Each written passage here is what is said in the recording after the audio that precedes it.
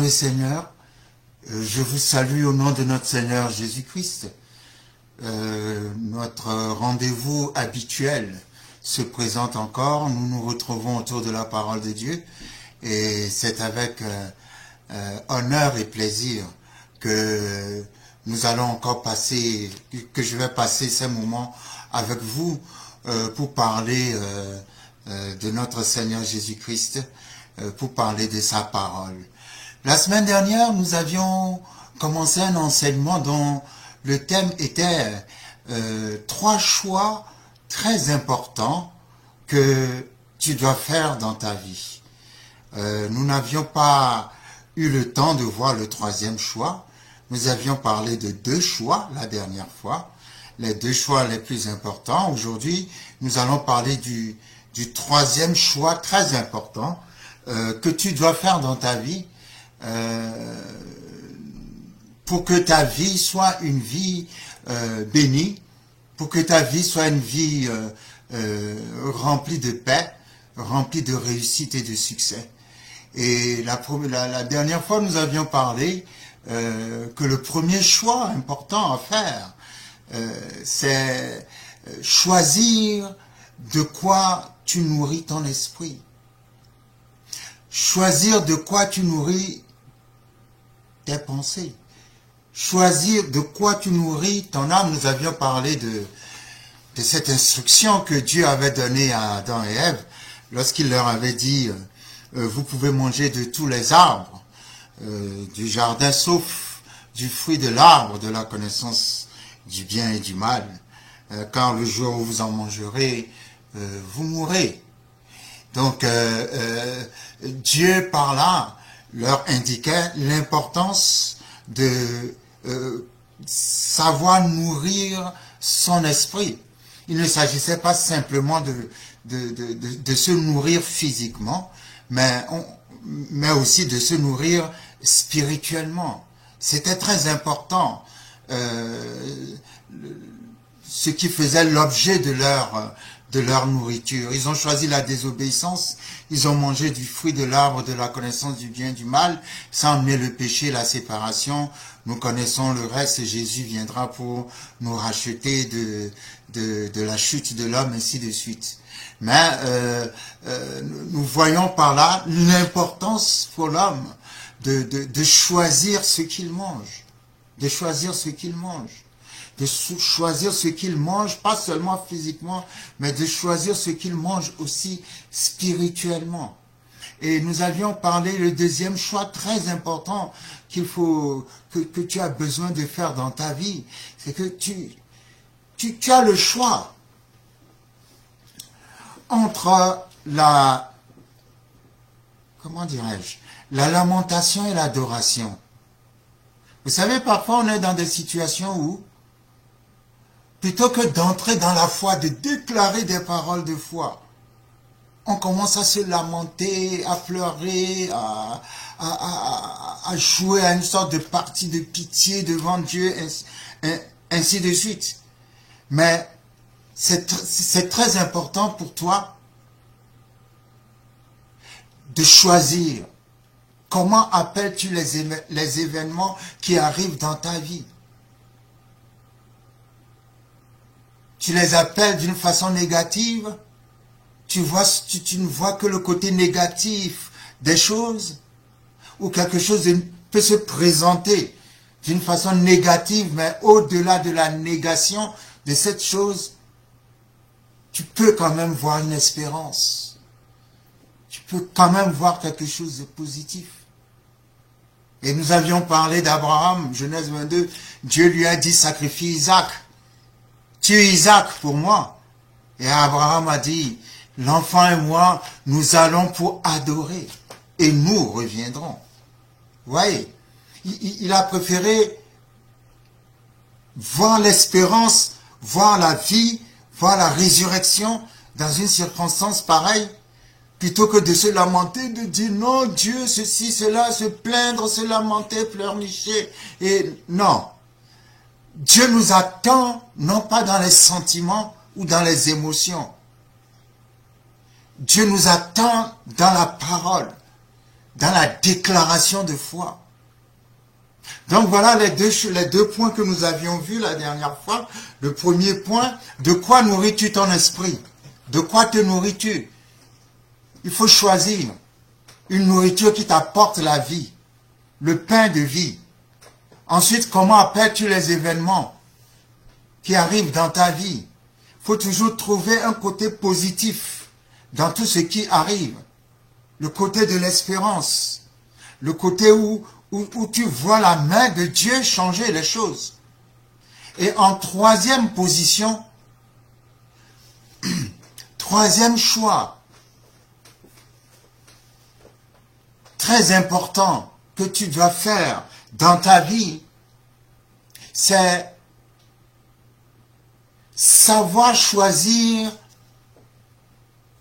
les gens qui entrent dans ta vie. Savoir choisir les gens qui entrent dans ta vie. Bon, ce n'est pas une trouvaille, comment dirais-je, extraordinaire. Tout le monde sait que nous devons faire attention à nos fréquentations. Nous devons faire attention à nos relations, au choix de nos relations, au choix de nos amitiés. Nous devons faire attention aux gens à qui nous ouvrons les portes de notre vie.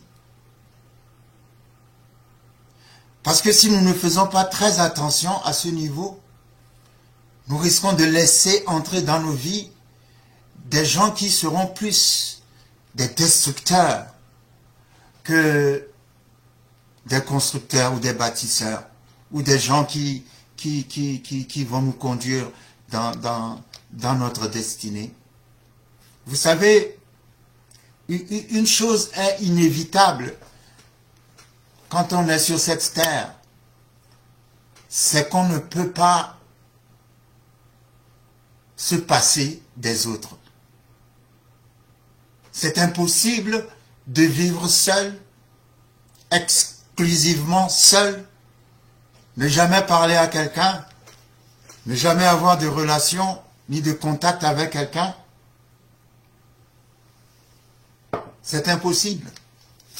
Parce que la manière dont Dieu a fait les choses, c'est qu'on a toujours besoin de quelqu'un dans la vie. Et quand j'observe un certain nombre de choses dans la parole de Dieu,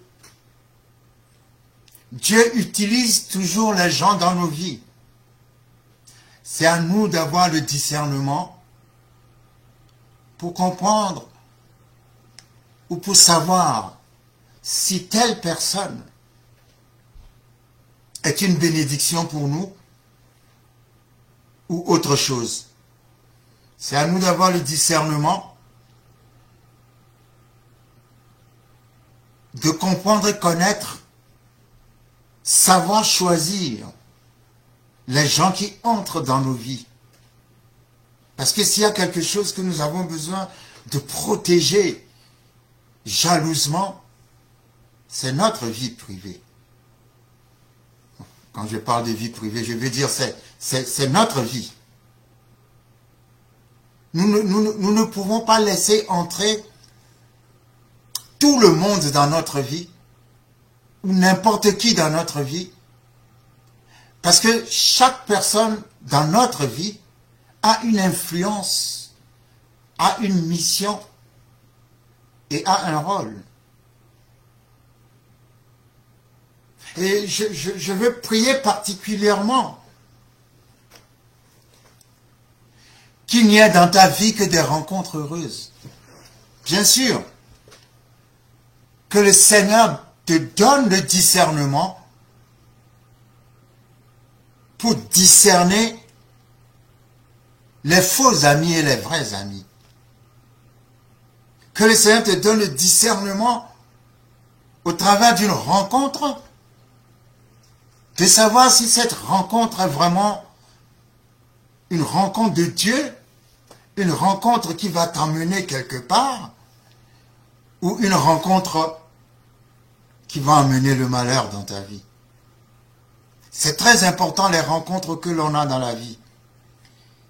Parce que Dieu utilise les rencontres pour nous bénir et Satan aussi utilise les rencontres pour nous détruire. C'est pour ça qu'il est très important de savoir choisir les gens qui entrent dans ta vie.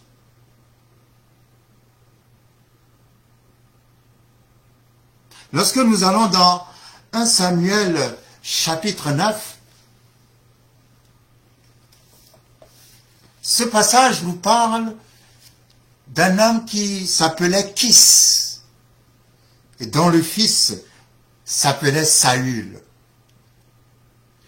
Il y a quelque chose de très particulier que j'aime dans ce passage. Je voudrais en parler rapidement. Allons dans 1 Samuel chapitre 9. Et je vais lire 1 Samuel chapitre 9 à partir du premier verset. Il y avait un homme de Benjamin nommé Kis, fils d'Abiel, fils de Séra, fils de Bécorat, fils vous connaissez les noms de l'Ancien Testament, hein, fils d'un Benjamite. C'était un homme fort et vaillant. Il avait un fils du nom de Saül, jeune et beau, plus beau qu'aucun des enfants d'Israël, et les dépassant tous de la tête. Les ânesses de Kis, père de Saül, s'égarèrent, et Kis dit à Saül, son fils, « Prends avec toi l'un des serviteurs. » J'aimerais bien que vous puissiez souligner dans votre Bible « l'un des serviteurs ». Prends avec toi l'un des serviteurs, lève-toi, va et cherche les ânesses. Il passa par les montagnes d'Éphraïm et traversa le pays de Shalisha sans les trouver. Il passa par le pays de Shalim et elles n'y étaient pas non plus. Ils parcoururent le pays de Benjamin et ils ne les trouvèrent pas.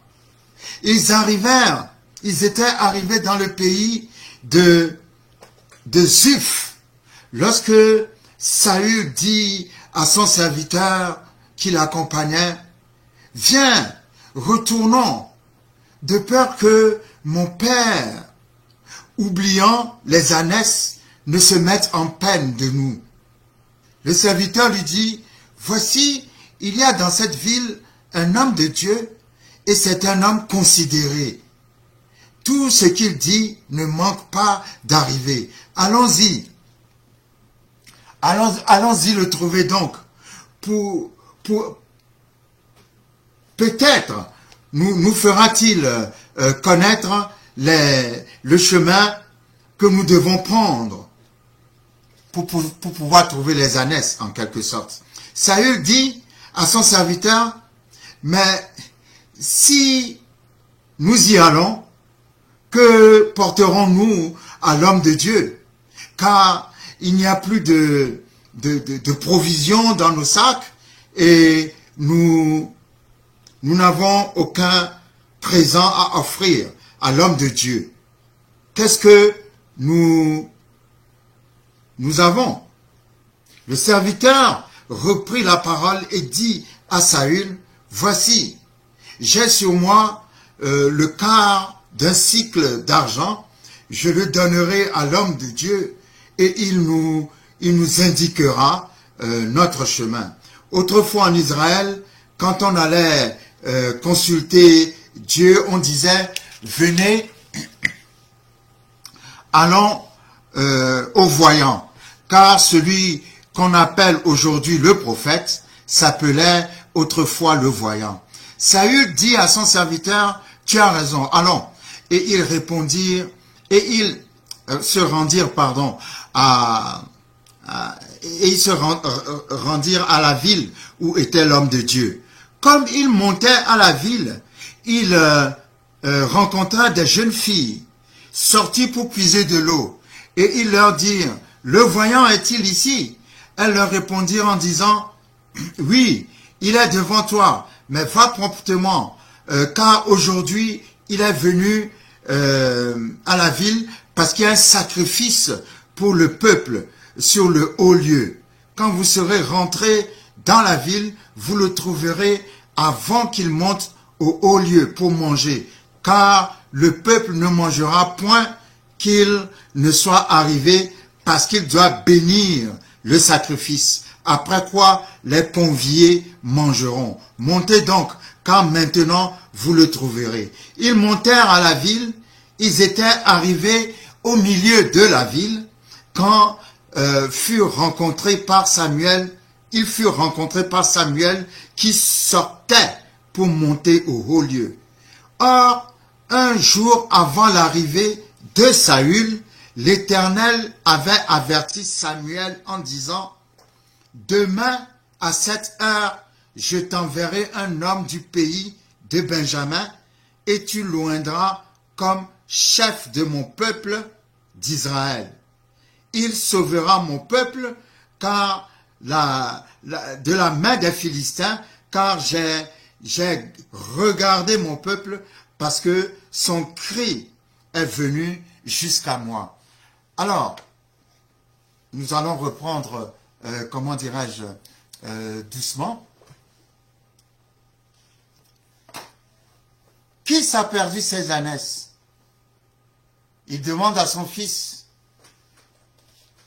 prends l'un des serviteurs, parce qu'il avait plusieurs serviteurs. Il dit à Saül, prends l'un des serviteurs. Ce serviteur, je l'ai surnommé le serviteur étrange. La raison pour laquelle je l'ai surnommé comme ça, je vous l'expliquerai. Pour moi, c'est un serviteur étrange. Prends l'un des serviteurs et allez chercher les ânesses que j'ai perdues. Et la Bible dit que Saül est parti avec l'un des serviteurs. Ils sont partis à la recherche des ânesses de son père. Et durant cette recherche, ils ont traversé plusieurs régions.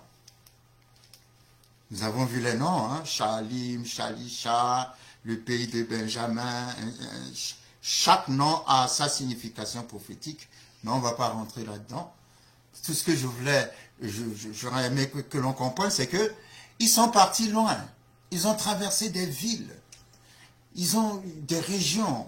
Mais ils n'arrivaient pas à trouver les ânesses perdues. Et arrivé à un niveau, Saül ne voulait plus continuer. La Bible dit, c'est 1 Samuel 9, verset 5, ils étaient arrivés dans le pays de Zuph, lorsque Saül dit à son serviteur, qui l'accompagnait, viens, retournons, de peur que mon père, oubliant les ânesses, ne soit en peine de nous. Donc, arrivé à un niveau, Saül ne voulait plus continuer. Saül voulait retourner à la maison.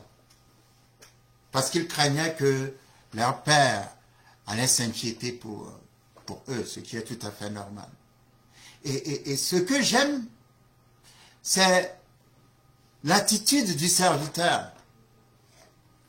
Le serviteur a dit non, nous n'allons pas retourner à la maison. Pourquoi je l'appelle serviteur étrange?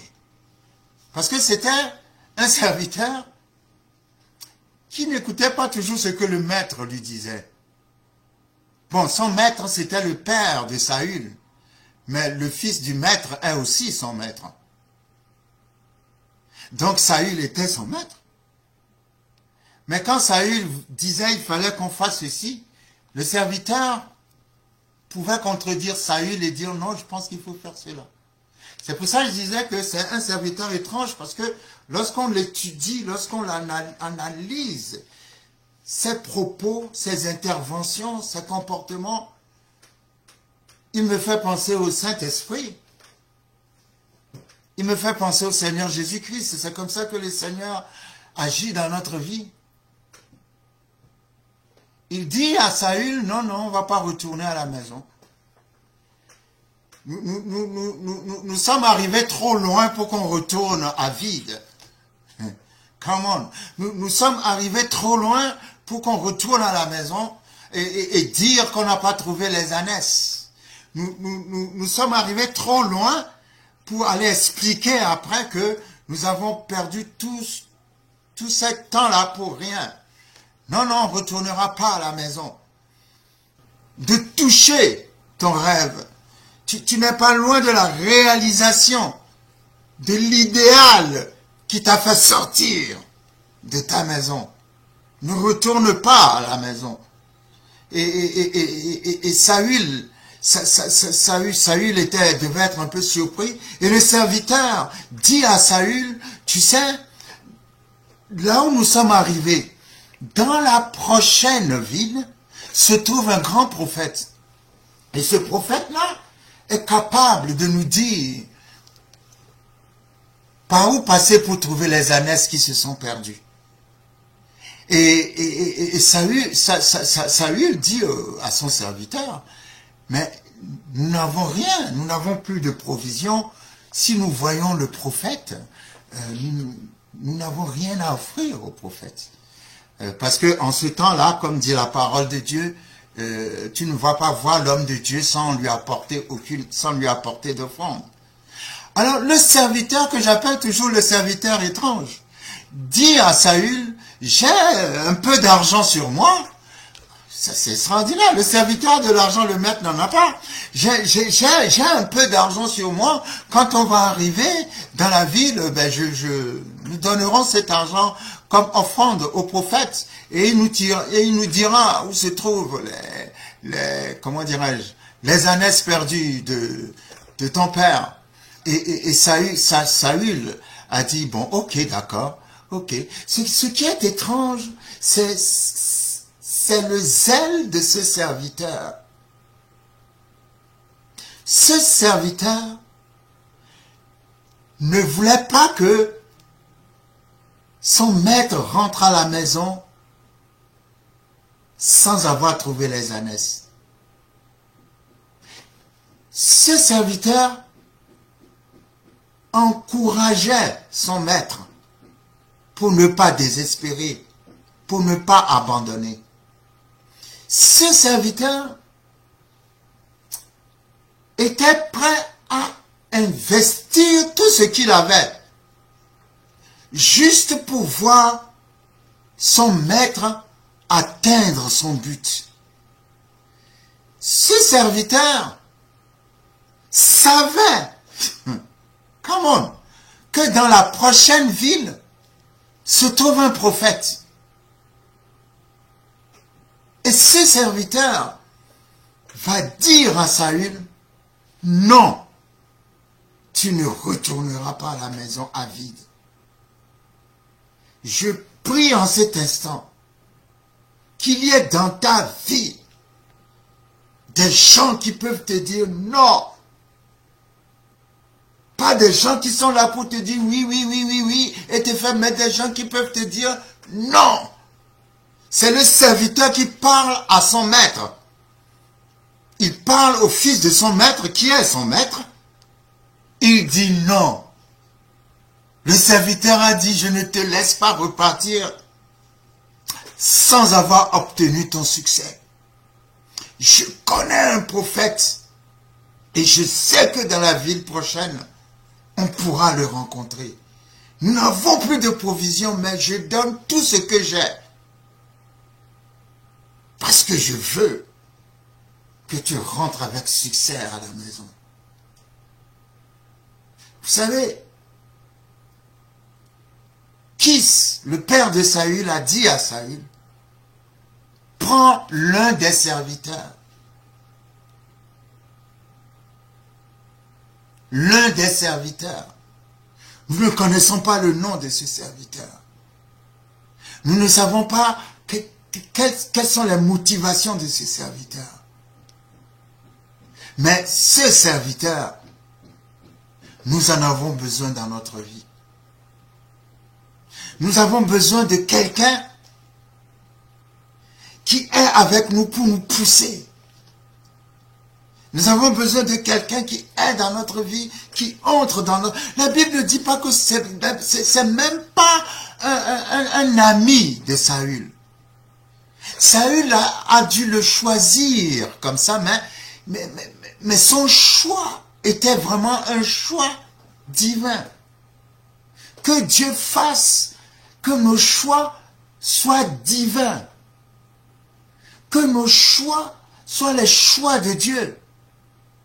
Que nous choisissions les gens qui peuvent nous accompagner à la place de notre abondance, à la place de notre bénédiction.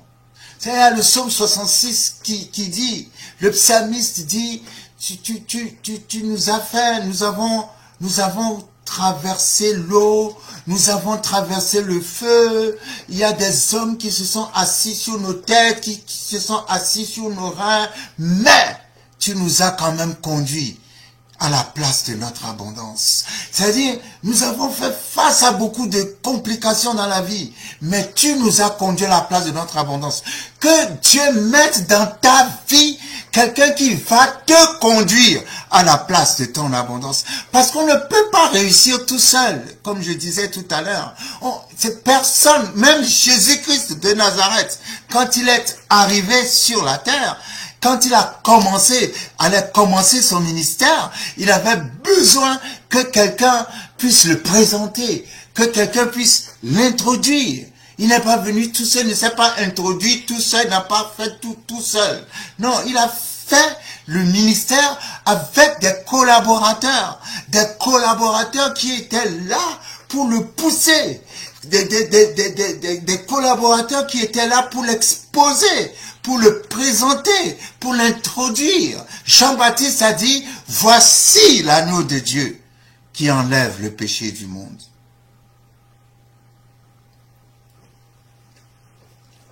Nous avons tous besoin d'un Jean-Baptiste. Tu as besoin de quelqu'un pour t'introduire. Et ma prière est que Dieu envoie vers toi l'un des serviteurs. Come on. Qui s'est dit à Saül, prends l'un des serviteurs. Que le Seigneur envoie vers toi l'un des serviteurs. Quelqu'un qui est là pour te pousser. Pas quelqu'un qui est là pour te refroidir. Pas quelqu'un qui est là, qui rit avec toi, mais qui au fond est très jaloux de toi et ne souhaite que ta chute. Pas quelqu'un qui est là pour t'emmener dans des pleurs et dans des échecs permanents.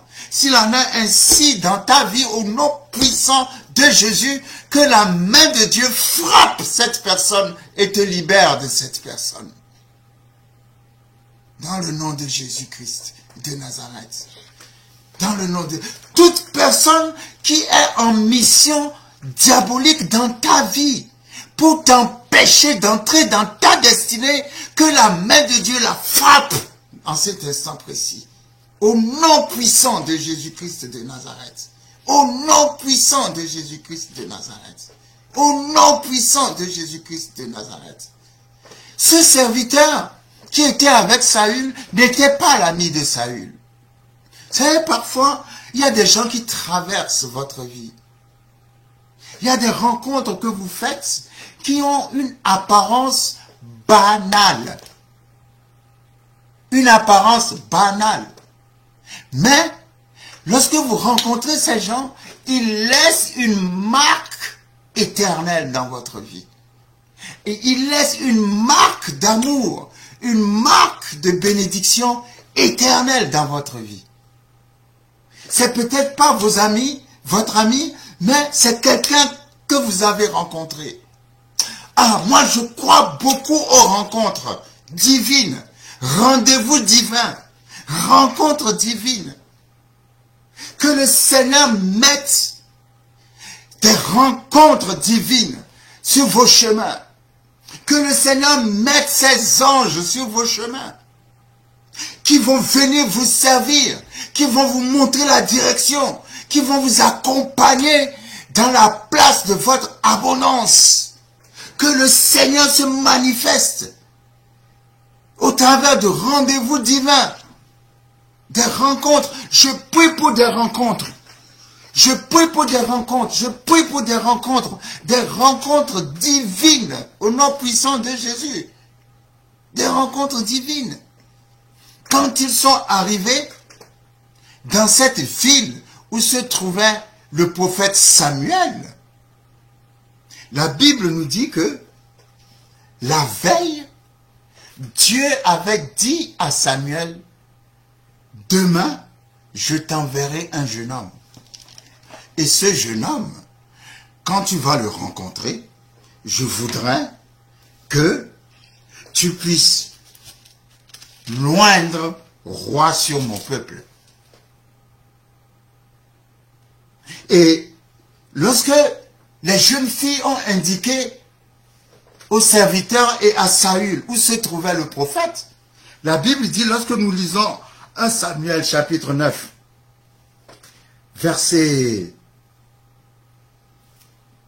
16, à partir du verset 15, « Or, un jour avant l'arrivée de Saül, l'Éternel avait averti Samuel en disant, « Demain, à cette heure, je t'enverrai un homme du pays de Benjamin, et tu loindras pour chef de mon peuple. Il sauvera mon peuple de la main des Philistins, car j'ai regardé mon peuple, parce que son cri est venu vers moi. » Alors, verset 17. « Lorsque Samuel eut aperçu Saül, l'Éternel lui dit, « Voici l'homme dont je t'ai parlé. C'est lui qui régnera sur mon peuple. » Saül s'approcha de Samuel au milieu de la porte et dit, « Indique-moi, je te prie, où est la maison du voyant? » Samuel répondit à Saül, « C'est moi qui suis le voyant. Monte devant moi au haut lieu et vous mangerez aujourd'hui avec moi. » Lorsque Saül a rencontré Samuel, dès que Samuel a vu Saül, Dieu a dit à Samuel, « Voici le jeune homme dont je t'ai parlé. » Et Saül voit Samuel et dit, « Peux-tu nous montrer la maison du voyant? » Et Samuel dit à Saül, « C'est moi, le voyant, le prophète. » Et il va dire à Saül, « Monte devant moi au haut lieu. » Et cette parole est très puissante pour moi. Parce que la première fois que Saül et Samuel se sont rencontrés, Samuel a dit à Saül, « Monte devant moi. » Ah, je prie dans le nom puissant de Jésus que toute personne que tu vas rencontrer dans ta vie soit quelqu'un qui te fasse monter. Ah, je ne sais pas si quelqu'un me comprend. Quand Samuel a vu Saül, il a dit, « Monte devant moi. » Et moi, je prie dans le nom de Jésus-Christ que la prochaine personne que tu vas rencontrer dans ta vie, que les prochaines rencontres qui vont se faire dans nos vies, ce soient des gens qui nous disent, monte. Ce sont des gens qui sont là pour nous faire monter. Pas des gens qui sont là pour nous faire descendre. Pas des gens qui sont là pour nous enterrer. Pas des gens qui sont là pour nous paralyser. Pas des gens qui sont là pour nous arrêter. Pas des gens qui sont là pour nous combattre. Pas des gens qui sont là pour s'opposer à nous. Pas des gens qui sont là pour mettre des bâtons dans nos roues, mais des gens qui sont là pour nous dire, monte devant moi. Je ne veux pas, je ne veux même pas rester au même niveau que toi. Je veux que tu montes devant moi. Je veux que tu montes devant moi. Je veux que tu montes devant moi. Samuel lui a dit, monte devant moi. Parce que au haut lieu, en montant, là se trouve la salle des invités. Samuel avait invité des gens, hein, les notables de la ville, il avait organisé un repas en l'honneur du futur roi Saül. C'était quelque chose qui était tout préparé. Mais Saül ne sait rien de tout ça. Lui, il est parti à la recherche des ânesses de son père. Mais il ne savait pas que Dieu avait monté un coup. Ah, vous savez quand Dieu monte un coup, hein? Oh là là, c'est pas possible. J'aime trop quand Dieu monte un coup, parce que lorsque Dieu monte un coup, c'est toujours un piège de bonheur. Ah, que Dieu te tende un piège de bonheur. Que Dieu te tende un piège de bonheur dans le nom de Jésus. Come on. Toi, tu es parti à la recherche des ânesses de ton père, mais tu ne savais pas que Dieu a organisé ton ordination avec un prophète. Ah, come on, come on, come on, come on, come on. Je ne sais pas, il y a des gens qui ne sont pas encore arrivés à la place du prophète. Il y a des gens qui ne sont pas encore arrivés au lieu du prophète. Il y a des gens qui ne sont pas encore arrivés dans la ville du prophète. Il y a des gens qui ne sont pas encore arrivés chez le prophète. Mais je suis ici pour vous dire, dans le nom puissant de Jésus-Christ de Nazareth, que le Seigneur va vous y accompagner dans le nom de Jésus. Pour arriver chez le prophète, come on.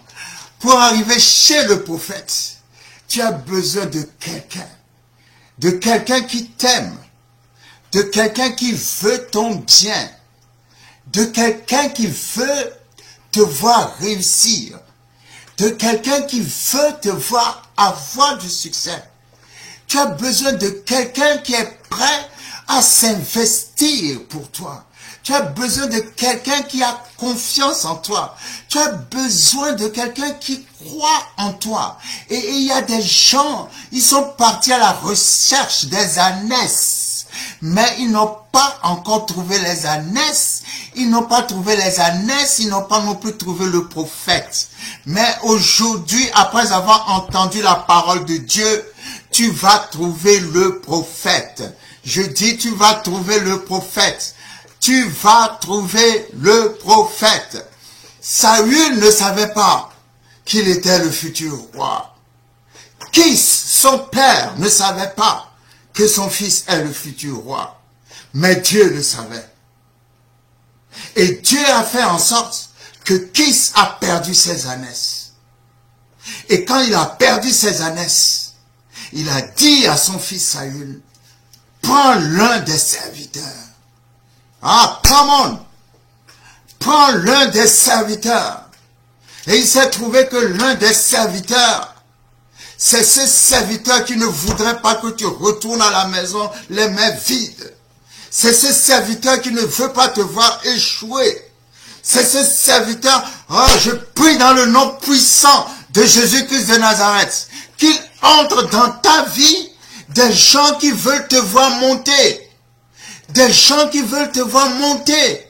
Des gens qui veulent te voir percer. Des gens qui veulent te voir béni. Des gens qui veulent te voir heureux, heureuse. Des gens qui veulent te voir rempli de succès. Dans le nom de Jésus-Christ de Nazareth. Dans le nom de Jésus-Christ de Nazareth. Dans le nom de Jésus-Christ de Nazareth. Ça, c'est surnaturel. J'aime trop cette histoire. J'aime tellement cette histoire. Parce que quand je m'assieds et je médite sur cette histoire, ah, j'ai de la joie au cœur. Imaginez quelqu'un qui est sorti de sa maison pour aller chercher des ânesses et qui est revenu dans sa maison en tant que roi d'Israël. Comment voulez-vous que je ne croie pas que Dieu puisse tout faire? Non, Dieu peut tout faire. Dieu peut tout faire. Dieu peut tout faire. L'espérance n'a pas de limite. J'ai une espérance illimitée. Mon espérance est sans limite. Parce que Dieu peut tout faire. Dieu peut envoyer quelqu'un chercher des ânesses. Et cette personne au retour est le roi d'Israël. Rien n'est impossible à Dieu. Mais il a fallu une rencontre. Il a fallu que Saül soit avec un bon collaborateur, avec un bon serviteur, pas un collaborateur qui ne rêve que de sa mort. Vous savez, oh, come on, je veux pas être négatif, mais, oh, come on. Come on, come on, come on. Ce que j'aime chez Josué, c'est que quand Moïse est mort, la Bible dit tout le chapitre. Le premier chapitre de Josué était un chapitre d'exhortation de Dieu pour encourager Josué. Parce qu'il y a des seconds qui ne rêvent que de la mort du leader, pour prendre la place du leader. Et quand le leader ne meurt pas, ils peuvent même l'aider à mourir le plus vite possible, parce que leur ambition, c'est juste prendre la place du leader. Mais Josué a servi Moïse pendant 38 ans. 38 ans de service. 38 ans, il était au service de Moïse. Quand on lui a dit que Moïse est mort, il n'y a pas cru. Il n'a pas dit gloire à Dieu maintenant, enfin, depuis le temps que j'attends. Non. Il était complètement cassé, complètement détruit. Et Dieu lui a dit, relève-toi, prends courage. Tel j'ai été avec Moïse, tel je serai avec toi. Et on voit la loyauté dans le cœur de Josué, qui aimait son leader, Moïse. Mais il y a des gens qui n'aiment pas leur leader. Ils sont avec leur leader, mais ils ne souhaitent que la mort du leader pour prendre la place du leader. S'il en est ainsi, que le Seigneur t'enlève dans le nom puissant de Jésus-Christ de Nazareth. Que le Seigneur t'enlève de la vie du leader au nom de Jésus-Christ de Nazareth. Ils sont là, ils jouent aux gens qui aiment leur leader. Ils sont là, ils jouent aux gens qui sont très intentionnés avec leur leader, mais ils ne rêvent que de la mort de leur leader.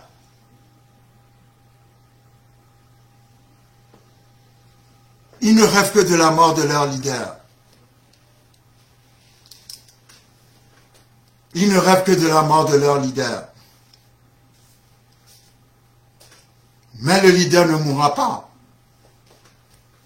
Tant que Dieu n'a pas parlé ni dit son dernier mot. C'est pour ça ma prière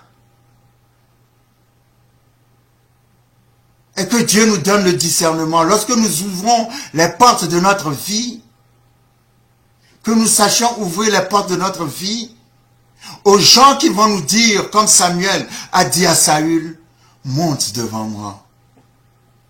Ah, cette parole est trop forte pour moi. Cette parole est trop forte pour moi. Monte devant moi. Je prie que tu ne rencontres que des gens qui aimeraient te voir monter. Pas assis au même endroit pendant des années. Pas assis, pas marcher à reculons pendant des années. Mais des gens qui aimeraient te voir monter. Monte devant moi. Que Dieu nous donne ce discernement.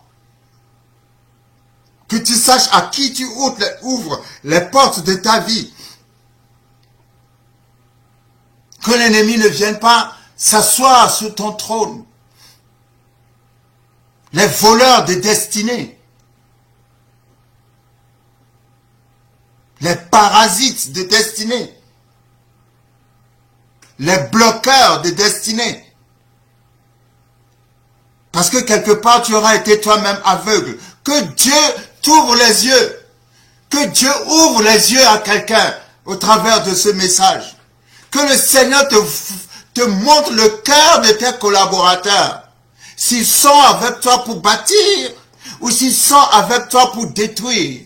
Que Dieu te montre leur cœur dans le nom de Jésus. Et que tout ce qu'ils font en catimini, tout ce qu'ils font dans les coulisses, tout ce qu'ils font dans les bas-fonds, tout ce qu'ils font contre toi, qu'ils croient que personne ne sait, que le Seigneur le dévoile dans le nom de Jésus. Que cela soit mis à nu au grand jour dans le nom de Jésus, car leur projet, Leur projet ne marchera pas, ne fonctionnera pas dans ta vie au nom de Jésus. Leurs plans ne marcheront pas, ne fonctionneront pas dans ta vie au nom puissant de Jésus-Christ de Nazareth. Samuel va dire à Saül, je t'attendais. Toi, tu crois que c'est pour chercher des ânesses. Mais Dieu m'a dit que quand je vais te rencontrer, il faut que je mette de l'huile sur ta tête pour que tu sois le premier roi d'Israël.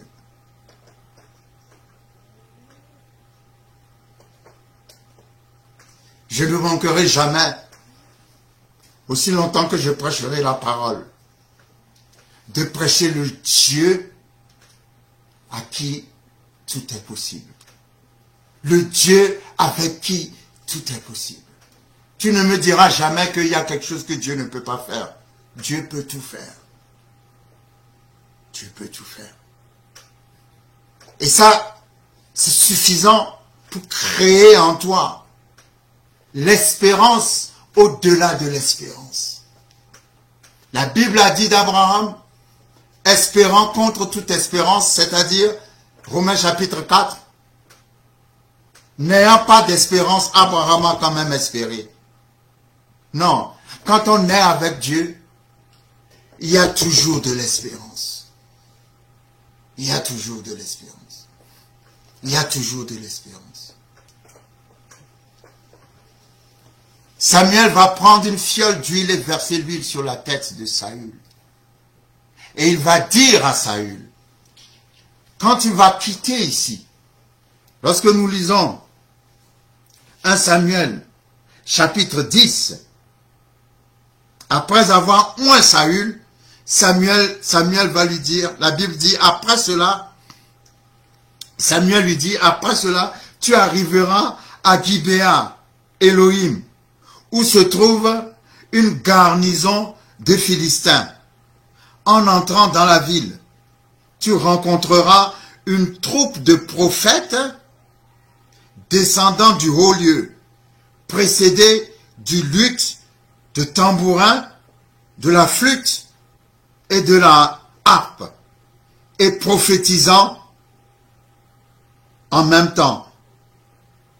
L'Esprit de l'Éternel te saisira. Tu prophétiseras avec eux et tu seras changé en un autre homme. J'aimerais que vous puissiez souligner dans votre Bible. L'Esprit de l'Éternel te saisira, tu prophétiseras avec eux et tu seras changé en un autre homme.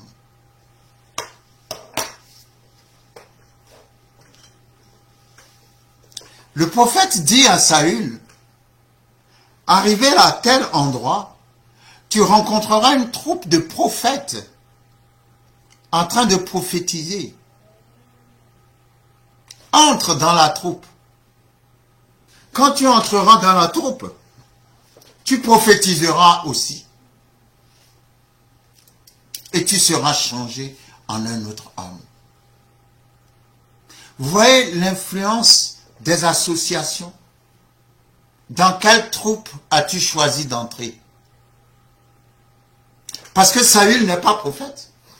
Les gens vont entendre que Saül a prophétisé. Et en lisant la suite du texte, il y a cette réflexion, cette interrogation, cette question qui a parcouru tout Israël. Saül aussi fait-il partie des prophètes? Pourquoi? Parce que Saül n'est pas prophète. Mais Saül a prophétisé parce qu'il est entré dans une troupe de prophètes. Partout où tu entreras, les gens avec qui tu t'associeras, l'esprit qui gouverne cette association gouvernera aussi ton esprit. C'est pour ça qu'il faut faire très attention aux gens que tu fréquentes. Il faut faire très attention aux associations qui sont les tiennes. Parce que si tu ne fais pas attention, tu vas entrer dans une association et l'esprit, si c'est un esprit maléfique qui domine cette association, cet esprit viendra sur toi. Saül n'est pas prophète. Mais Saül a prophétisé parce que Saül est entré dans la troupe des prophètes. À qui ouvres-tu les portes de ta vie? Je rends grâce à Dieu pour ce serviteur. Saül peut rendre grâce à Dieu parce que il a pris avec lui quelqu'un qui a été pour lui une source de bénédiction. Vous savez, il y a des gens qui rentrent dans votre vie et dès qu'ils rentrent dans votre vie, vous perdez tout. Vous commencez à tout perdre. Le mal, le malheur n'arrête pas de se succéder. Dès que la personne est entrée dans votre vie, tout va mal. Jusque-là, tout va bien. Mais dès que la personne arrive, ou parce que vous avez choisi d'écouter ses conseils, de suivre ses conseils, ou parce que la personne elle-même a cette onction-là. Vous savez, il y a des gens qui sont loin pour détruire. Il n'a pas besoin de faire quelque chose, il suffit que ces gens-là soient là. Et tout commence à se détruire tout seul. Come on. Que Dieu te donne le discernement. Ce n'est pas facile le discernement, mais Dieu va te donner le discernement. Dans le nom puissant de Jésus-Christ de Nazareth. Tout ce qui lie ta destinée avec quelqu'un, lorsque tu rencontreras cette personne, tu sentiras en toi, par la puissance du Saint-Esprit, qu'il y a quelque chose qui te lie à cette personne-là. Vous savez, ça se sent dans le cœur, ça se sent dans les entrailles, quand le Saint-Esprit te parle. Quand tu fais une rencontre de Dieu, quand tu fais une rencontre divine, quand tu fais une rencontre qui comporte une richesse, une bénédiction prochaine, tu le sens dans tes entrailles. Vous avez vu, hein, quand Marie la Vierge était tombée enceinte, elle est partie voir sa cousine, Élisabeth, qui dans sa vieillesse était aussi tombée enceinte. Toutes les deux pouvaient se comprendre. Pourquoi toutes les deux pouvaient se comprendre? Parce que toutes les deux vivaient le surnaturel. Il y en a une qui était enceinte sans intervention d'un homme, et l'autre qui était enceinte à un âge où normalement on ne devrait pas l'être. Comment? Donc au niveau de leur miracle, elles pouvaient se comprendre. Et Marie est partie trouver Élisabeth, ayant Jésus dans le ventre, et Élisabeth ayant Jean-Baptiste dans le ventre. Quand Élisabeth et Marie se sont rencontrés, Jean-Baptiste et Jésus ont communiqué. Ah, come on. Ah, come on, come on, come on. Jean-Baptiste et Jésus ont communiqué pendant que Marie et Élisabeth se sont rencontrés. Pourquoi Jean-Baptiste et Jésus ont communiqué? Parce que le destin les liait. Chacune avait senti dans ses entrailles que les deux enfants étaient en train de communiquer, qu'il y avait quelque chose entre les deux, que quelque chose allait se passer. Eh bien, lorsque tu rencontres, lorsque tu fais une rencontre prophétique, tu sens en toi. Non, de cette rencontre, Dieu veut faire quelque chose.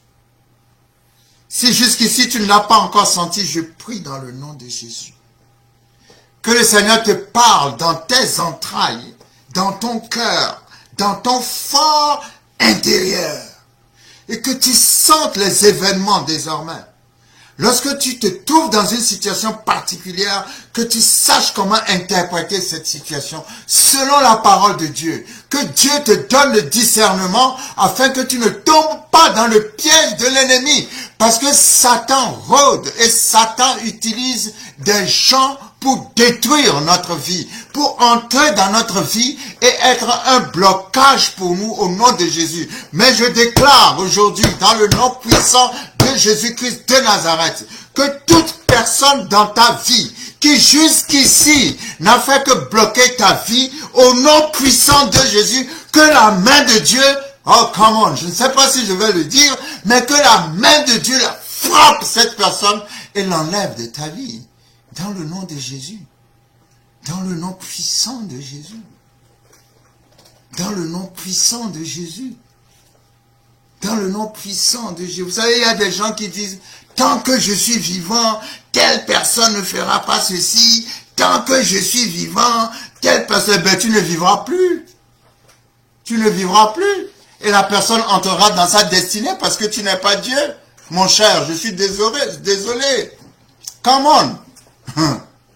Tu ne vivras plus, c'est tout. Parce que ma destinée, je vais l'accomplir au nom puissant de Jésus-Christ de Nazareth. Personne ne peut arrêter la destinée de quelqu'un que Dieu a décidé. Non. Non, non, non. Je refuse que quelqu'un vienne arrêter ma destinée. Mon Dieu est puissant. Mon Dieu est vivant. Je dis, s'il y a dans ta vie quelqu'un qui veut te combattre et te bloquer et dire tant que moi je suis là, toi tu ne feras pas, que Dieu frappe cette personne et enlève la personne dans le nom puissant de Jésus-Christ de Nazareth. Dans le nom puissant de Jésus-Christ de Nazareth. Je déclare ta libération. Au nom de Jésus, je déclare ta libération.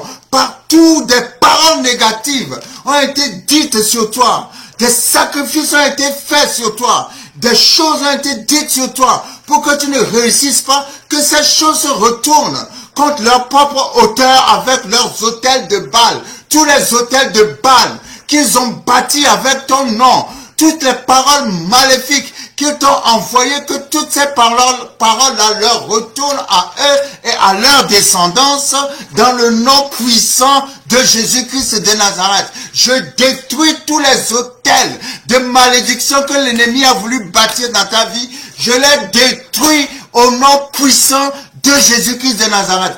Toute personne qui est cachée dans ta vie et qui est là pour t'empêcher d'entrer dans ta destinée, que la main de Dieu frappe cette personne au nom de Jésus-Christ. Au nom puissant de Jésus-Christ. Au nom puissant de Jésus-Christ. Au nom puissant de Jésus-Christ. Au nom puissant de Jésus-Christ. Au nom puissant de Jésus-Christ. Les gens qui entrent dans ta vie. Les gens qui entrent dans ta vie. Les gens qui entrent dans ta vie. Tu n'es pas obligé. L'amitié n'est pas forcée. Hein? L'amitié n'est pas forcée. Tu n'es pas obligé d'être l'ami de tout le monde. Non, non. Tu peux faire ton choix. Selon la mission que Dieu t'a donnée. Selon ta destinée. Dans le nom puissant de Jésus. La Bible nous dit, vous savez,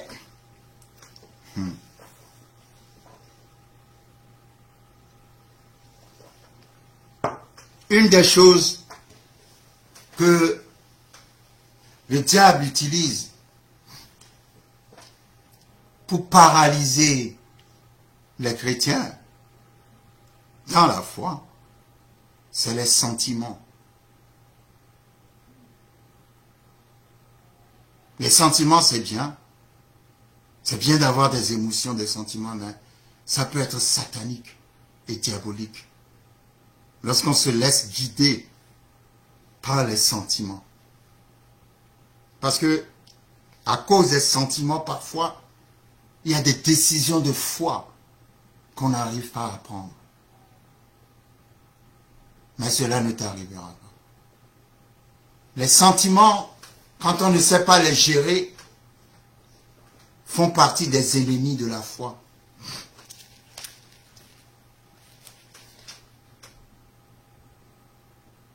Et je vais clôturer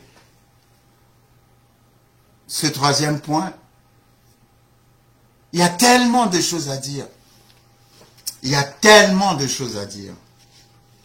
On peut faire des suites et des suites et des suites à ce message. Mais je pense que nous avons compris l'essentiel. Nous n'avons rien vu que nous ne connaissons pas déjà.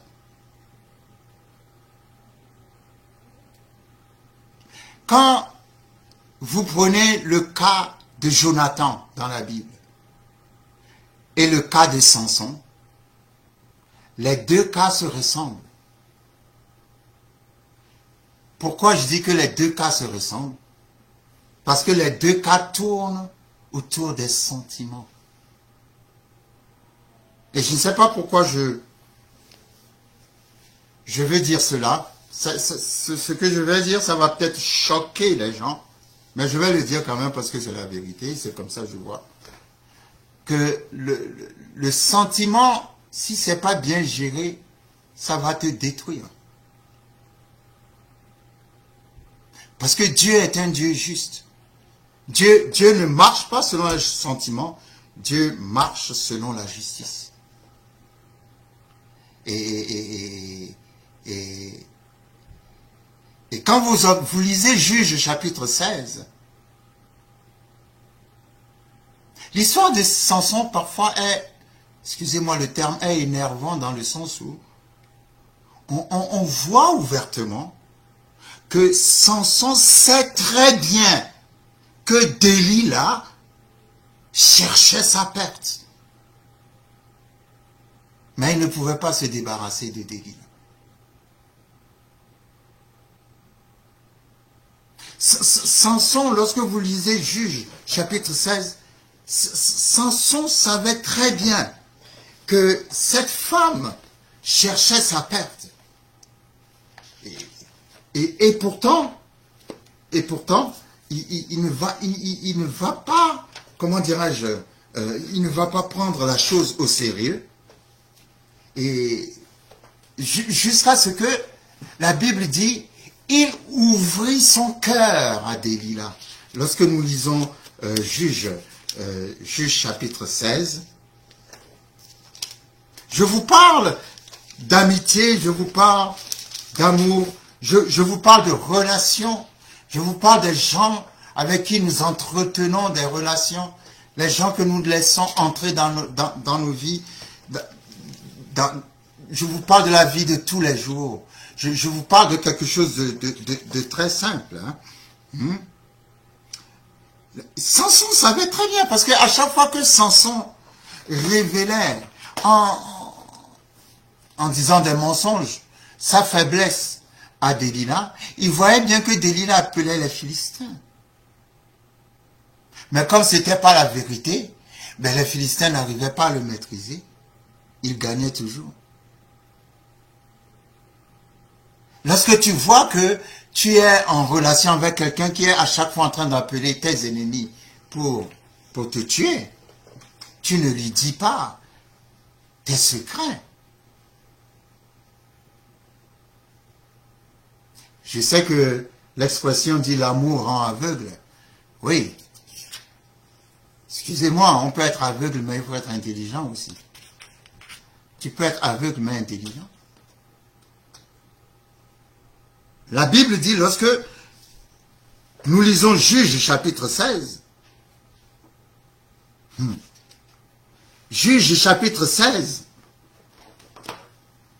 à son verset 17, il, en parlant de Samson, lui, en parlant de Delilah, il lui ouvrit son cœur et lui dit, le rasoir n'a point passé sur ma tête, parce que je suis consacré à Dieu. Dès le ventre de ma mère, si j'étais rasé, ma force m'abandonnerait. Je deviendrais faible et je serais comme tout autre homme. Et le verset suivant dit, Delilah, voyant qu'il avait ouvert tout son cœur, envoya appeler les princes des Philistins. Vous savez, c'est important de savoir à qui tu ouvres ton cœur. Dès que Samson a ouvert son cœur, Delilah va appeler les Philistins qui vont venir pour l'arrêter. Et quand ils vont l'arrêter, ils vont lui crever les yeux. Ils vont le mettre en prison. Et dans la prison, ils vont le mettre à tourner, comment dire, une sorte de meule ou je ne sais pas quoi. D'abord arrêté, ensuite on lui a crevé les yeux, mort de la vision. Enfin, on lui a donné des travaux forcés où il ne faisait que tourner en rond, en cercle. C'est triste. C'est triste parce que quand l'ennemi finit par t'avoir, il te crève les yeux, c'est-à-dire il tue ta vision. Et puis il te fait tourner en rond. Pourquoi? Je ne peux pas dire Samson n'avait pas le discernement, mais Samson n'arrivait pas à maîtriser ses sentiments. Je ne sais pas quel attachement il avait pour Delilah, je ne juge pas. Mais toujours est-il que ce sont les sentiments qui l'ont perdu. Et j'aime bien quand je lis cette histoire. Juge chapitre 16, verset 19. Écoutez bien ce verset. En parlant de Delilah, elle l'endormit sur ses genoux. Delilah avait cette puissance sur Samson. Vous imaginez Samson qui déchire les lions, Samson qui se lève et qui terrasse 1000 Philistins. La Bible dit que Delilah faisait dormir cet homme sur ses genoux. Waouh, ça c'est trop fort. Là, je respecte les femmes. Hein. Excusez-moi. Mais nous voyons là la puissance de la femme lorsqu'elle veut être diabolique. Nous voyons là la puissance de l'esprit de séduction. Amen, vous imaginez? Cet homme puissant qui faisait une démonstration de force inouïe. Non, Delilah le faisait dormir sur ses genoux. Ah, come on. Come on, come on, come on. Come on, come on, come on, come on. Ah, dans le nom puissant de Jésus-Christ de Nazareth, nous brisons tout esprit de séduction. Nous détruisons tout esprit de séduction. Nous déracinons tout esprit de séduction. Toute personne qui est sous influence de l'esprit de délit, l'esprit de séduction, au nom de Jésus, nous ordonnons ta libération. Dans le nom puissant de Jésus-Christ de Nazareth. Dans le nom puissant de Jésus-Christ de Nazareth. Le diable sait comment tirer sur le fil de l'amour. Il sait comment tirer sur les sentiments pour te garder prisonnier. Samson voyait bien que cette femme ne voulait pas son bien. Mais mystère de mystère, mystère des mystères, mystère des mystères, il ne pouvait pas se débarrasser d'elle. La Bible dit, la première fois, quand Jonathan fut David à l'œuvre, terrasser Goliath, il a enlevé son manteau, il a donné à David. Et il a dit à David, nous allons faire une alliance. Je veux que tu entres dans ma vie et que tu me laisses entrer dans ta vie. En enlevant son manteau, le manteau c'est l'esprit, le manteau c'est l'onction. Jonathan, prince, fils du roi, Saül, enlève son manteau et le donne à David. Ça veut dire, je te donne le royaume, je te donne ma qualité, mon onction, mon esprit, je te donne ma place de prince. Je ne suis plus le prochain roi, c'est toi le prochain roi. Je fais alliance avec toi. Il a fait alliance avec David. Comment? Saül ne rêvait que de la mort de David.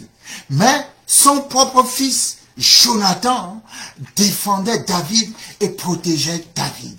À chaque fois que Saül complotait d'aller attaquer que David, à tel endroit, Jonathan envoyait quelqu'un pour aller dire à David, ne passe pas par ici parce que mon père a prévu a tendu un piège pour te tuer dans tel et tel endroit. Jonathan a choisi David et David a choisi Jonathan. Ils ont fait une alliance. Et cette alliance était puissante parce que au travers de cette alliance, la vie de Jonathan était aussi protégée. Il y avait cette loyauté.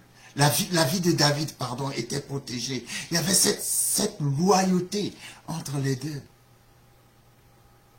Et ce qui est fort, pourquoi je parle de Jonathan, le comparant à Samson, parce que Jonathan aussi a été pris dans le piège des sentiments. Pas de la même manière, mais c'est toujours les sentiments. Et qu'est-ce que je voudrais faire remarquer par là, lorsque nous lisons 1 Samuel, 1 Samuel, chapitre 23, à son verset 15. 1 Samuel 23, verset 15. Écoutez-moi bien. Hein? La Bible dit, David, voyant Saül en marche pour attenter à sa vie, se tint au désert de Ziph, dans la forêt. Ce fut alors que Jonathan, fils de Saül, se leva et alla vers David dans la forêt. Il fortifia sa confiance en Dieu. Il lui dit, ne crains pas, car la main de Saül, mon père, ne t'atteindra pas. Tu régneras sur Israël et moi, je serai au second rang, près de toi. Saül, mon père, le sait bien aussi. Dans ce passage, Jonathan a capté la vision. Je ne vais pas rester longtemps parce que je sais que nous avons épuisé beaucoup de temps. Jonathan a capté la vision. C'était quoi la vision? Il dit à David, la main de mon père ne te touchera pas, ne t'atteindra pas. Parce que tu seras roi, pardon. Tu régneras sur Israël. Et moi, je serai à la seconde place. Je serai au second rang près de toi. Et mon père Saül le sait très bien. Wow. Jonathan a capté la vision. Je vais vous dire quelque chose. Hein. Si vous captez la vision de Dieu, vous ne pouvez pas être jaloux de quelqu'un. Parce que ce que Jonathan a fait est très puissant. Moi, je ne connais pas un prince qui va enlever ses habits de prince et le donner à quelqu'un d'autre. En disant, voilà, je te donne ma place. Mais Jonathan l'a fait. Parce que Jonathan a capté la vision. Jonathan a vu que c'est David que Dieu a choisi pour être roi. Et que lui, Jonathan, qui est prince, qui est supposé être le roi, Dieu l'appelle à être second à côté de David. Mais ça, c'est trop fort. Ça, c'est trop fort. Qui est prêt à sacrifier sa place de roi? Qui est prêt à sacrifier sa place de prince? Personne ne le ferait. Mais Jonathan l'a fait. Jonathan était un homme extraordinaire. Quand il a vu la vision, il a respecté la vision. Come on! Il y a des pères qui tuent leurs enfants parce qu'ils sont jaloux de leur vision. Parce qu'ils ont vu que l'enfant a plus de dons qu'eux, l'enfant a un appel plus grand qu'eux, alors ils bloquent l'enfant, ils étouffent l'enfant, ou ils étouffent Ils étouffent l'enfant, ils ne veulent pas que l'enfant évolue. Ils veulent pas que... Non! Quand Jonathan a capté la vision de Dieu, la vision a coûté sa place, mais il s'est levé, il a enlevé son manteau. Come on! Et il a donné son manteau à David en disant, c'est toi qui es le roi, et moi je serai second à côté de toi. Tout le monde n'est pas appelé à être leader. Parfois les choses se passent, c'est comme si tout le monde veut être leader. Tout le monde ne peut pas être leader. Il y a des gens qui sont faits, qui sont naturellement nés pour être leader, et il y a ceux qui sont naturellement nés pour être second. Come on. Come on, come on. C'est pas tous les seconds qui peuvent faire le travail du premier. Je répète.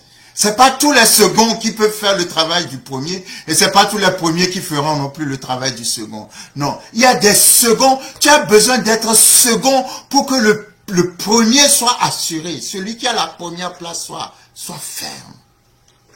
Des fois, on voit que le pouvoir est dans la main de celui qui a la première place, mais en fait, c'est le second qui garde la fermeté du pouvoir dans la main de celui qui a la première place. Tout le monde n'est pas fait pour être à la première place. Il y a des gens qui sont faits pour... Tu es né pour être second. Tu es né pour être à la seconde place et pour soutenir celui qui est à la première place. Et à ceux qui sont nés aussi pour être à la première place. Mais tout le monde n'est pas appelé à la première place. Jonathan est un homme extraordinaire. Il est extraordinaire, Jonathan. Non seulement il a sacrifié sa place de prince, mais en plus, il a reçu, il a accepté la vision de Dieu. Oui, c'est toi qui seras le roi, toi David, et moi je serai second juste à côté de toi. Il y a des gens qui sont appelés à être second. Sois second. Il n'y a rien de mal à être second. Parfois, c'est même encore plus puissant d'être second que premier. Il ne faut pas chercher à être leader si Dieu ne t'a pas appelé à être un leader. Il y a des gens que Dieu appelle à soutenir les leaders, pas à être leader. Il a dit, la vision, je vais te le dire, David, toi tu régneras sur Israël, moi je serai second. Et mon Père le sait très bien.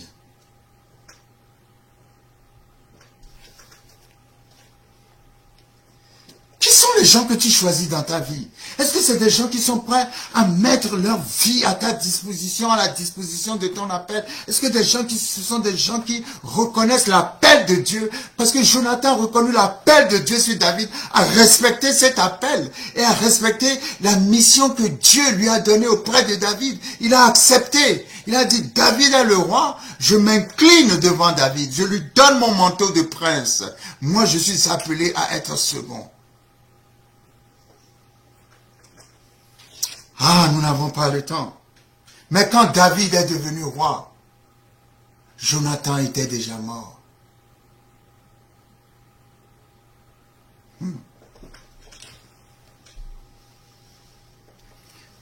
Maintenant, quelqu'un va me dire, mais comment se fait-il que Dieu a donné cette vision, mais quand même Jonathan est mort? Vous savez, dans la vie, c'est pour ça, c'est très important. Il y a des choses que tu dois décider choisir. Dieu ne va pas décider choisir pour toi. C'est toi qui dois décider choisir, pas Dieu. Des fois, les gens s'imaginent que c'est Dieu qui doit décider choisir. Non, c'est toi qui dois décider. Dieu peut tout faire, sauf décider pour toi. Mais toi, tu dois décider et choisir. Et décider selon la sagesse de Dieu. Quand nous lisons Samuel 16, dans 1 Samuel 16, vous savez, quand Saül désobéissait à Dieu, Dieu avait décidé de ne plus travailler avec Saül. Mais Samuel aimait tellement Saül. Samuel aimait tellement Saül. Et voulait toujours que Dieu et Saül, que Dieu ne lâche pas Saül. Mais Dieu avait décidé de lâcher Saül.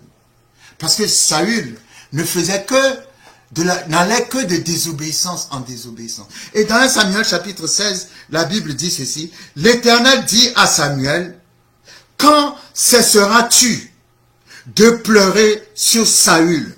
Je l'ai rejeté. L'Éternel dit, quand cesseras-tu de pleurer sur Saül? Je l'ai rejeté. Je vais vous dire quelque chose. Si vous passez votre temps avec les gens que Dieu a rejetés, ben vous mourrez avec eux. Quand Dieu dit je l'ai rejeté, ça veut dire que cette personne-là, il n'y a plus rien à voir avec. Parce que Dieu n'est plus là. Dieu n'est pas dans les sentiments. C'est vrai, Dieu est un Dieu miséricordieux, ceci et cela. C'est pour ça que la Bible dit que Dieu est lent à la colère et riche en bonté. La Bible n'a pas dit Dieu ne se met pas en colère.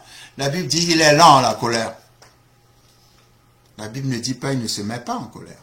Il est lent à la colère. Ça veut dire qu'il y a un temps où il se met en colère. Il y a eu un temps où il aimait Saül, il pouvait pardonner à Saül, mais un temps est arrivé, il a dit maintenant c'est fini. Je ne veux plus entendre parler de Saül, je l'ai rejeté.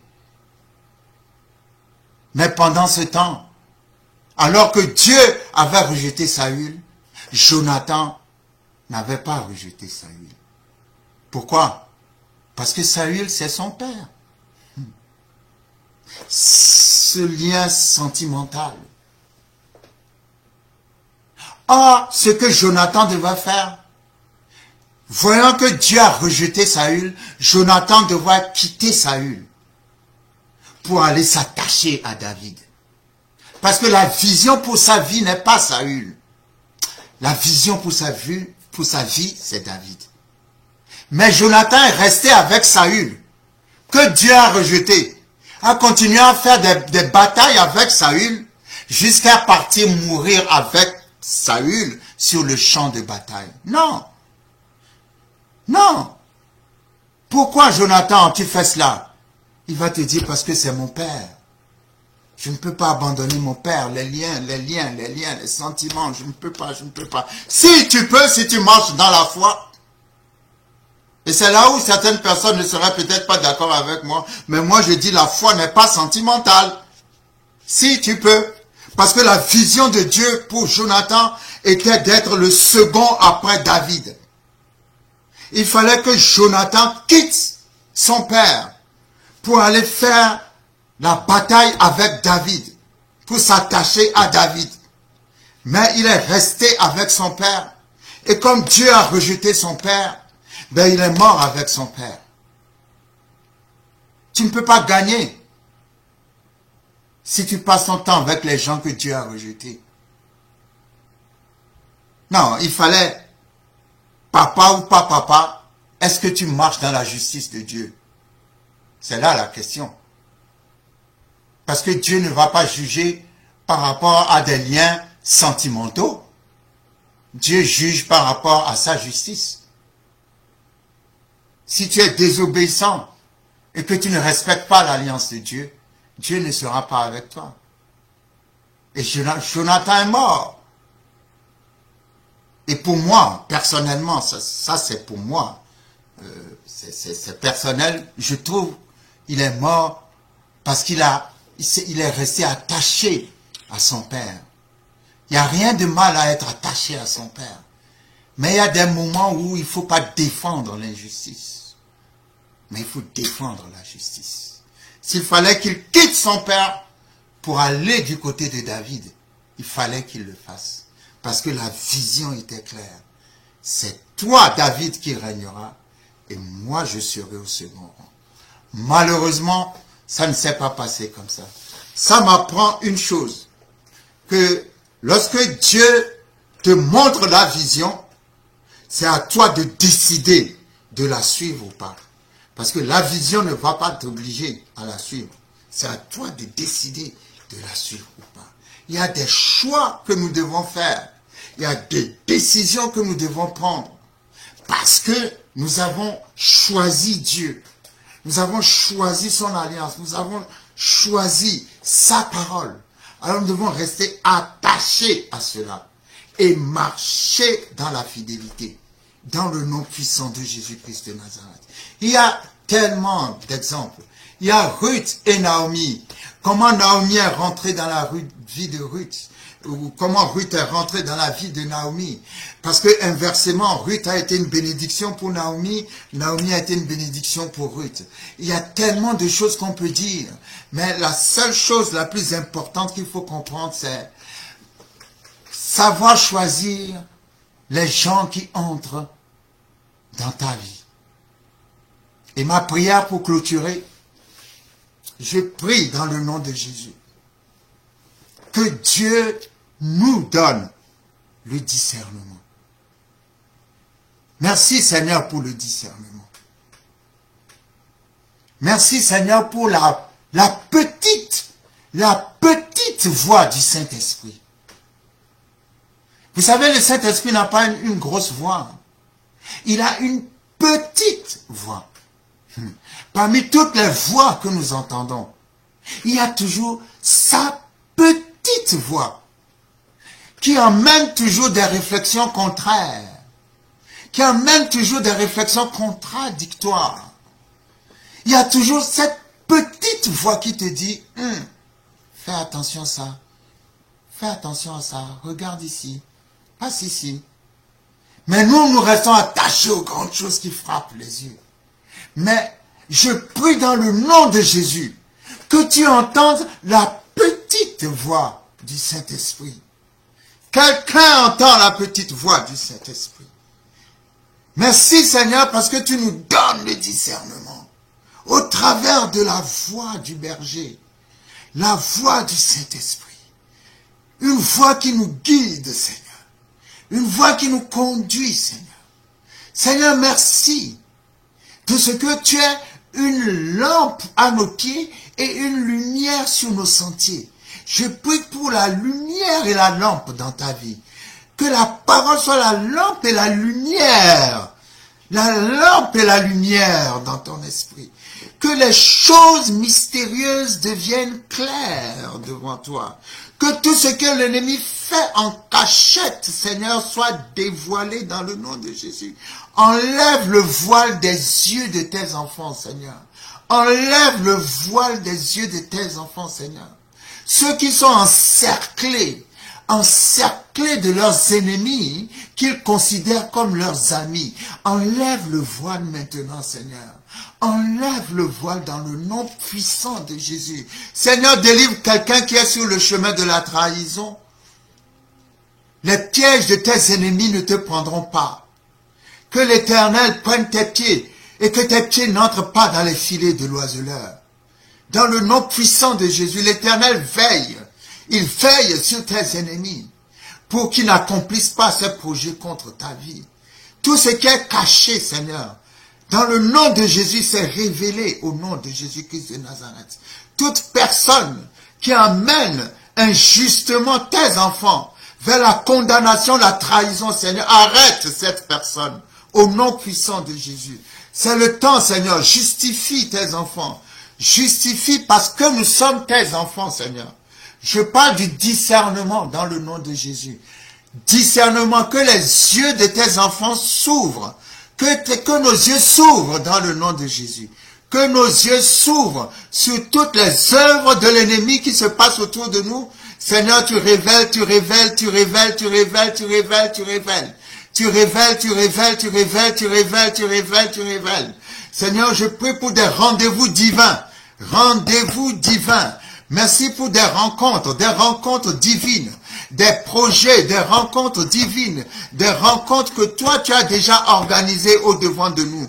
Merci Seigneur pour des serviteurs, des amis, des rencontres qui nous poussent dans notre destinée. Pas qui nous arrachent de notre destinée, mais qui nous poussent dans notre destinée. Merci Seigneur parce que ta main pousse quelqu'un dans sa destinée. Que ta main arrête, Seigneur, la paralysie de quelqu'un qui n'évolue plus depuis quelques années à cause des amis qui l'entourent. Au nom puissant de Jésus-Christ de Nazareth, je prie que tu chasses les amis de quelqu'un, Seigneur, qui sont un poids pour lui, qui sont un frein pour lui. Toute amitié qui n'apporte pas, Seigneur, quelque chose de fertile et de fécond. Au nom puissant de Jésus, nous maudissons. Nous maudissons, nous maudissons, nous maudissons. Seigneur, j'appelle des rendez-vous divins. Des rendez-vous divins, rendez-vous divins. Rendez-vous divins dans le nom puissant de Jésus-Christ de Nazareth. J'appelle des rendez-vous divins, des rencontres divines, des rencontres lumineuses, des rencontres angéliques, des rencontres programmées par Dieu. Et je ne sais pas pourquoi je prie pour les célibataires. Je prie, Seigneur, dans le nom puissant de Jésus. Merci parce que tu organises des rendez-vous divins, des rendez-vous divins, des rencontres divines. Tout ce qui est blocage à ton mariage est enlevé au nom de Jésus. Je te vois marié dans le nom de Jésus parce que Dieu est un Dieu qui prépare des rendez-vous divins, des rencontres divines, des rencontres de bénédiction, des pièges de bonheur, des pièges de bonheur, des pièges de bonheur dans le nom de Jésus. Les jours de solitude sont finis. Les jours de lamentation sont finis. Les jours de pleurs sont finis. Les jours de célibat sont finis. Les jours de lamentation, les jours d'isolement sont finis. Dans le nom de Jésus-Christ de Nazareth. Dans le nom de Jésus-Christ de Nazareth. Dans le nom puissant de Jésus-Christ de Nazareth. Merci Seigneur pour ta parole. Que ton nom soit béni Seigneur. Merci pour des rencontres inattendues, inattendument bénies, inattendument divines. Des rencontres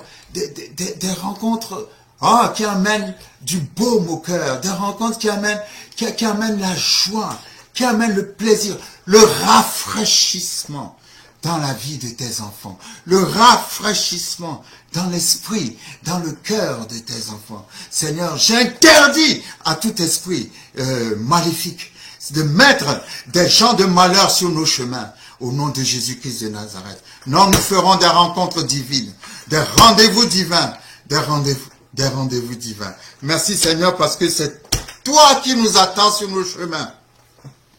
C'est le Seigneur qui nous attend sur nos chemins. C'est le Seigneur qui nous attend sur nos chemins. Tout rendez-vous qui n'est pas de Dieu est annulé au nom de Jésus. Tout rendez-vous qui est le piège de l'ennemi est annulé au nom de Jésus. Au nom puissant de Jésus. Ne sois pas malheureux si quelqu'un te quitte. Ne pleure pas si quelqu'un t'abandonne. Dieu est en train de te délivrer. Dieu est en train de te délivrer. Dieu est en train de te délivrer. Au nom de Jésus-Christ de Nazareth. Amen. Merci Seigneur pour ta parole.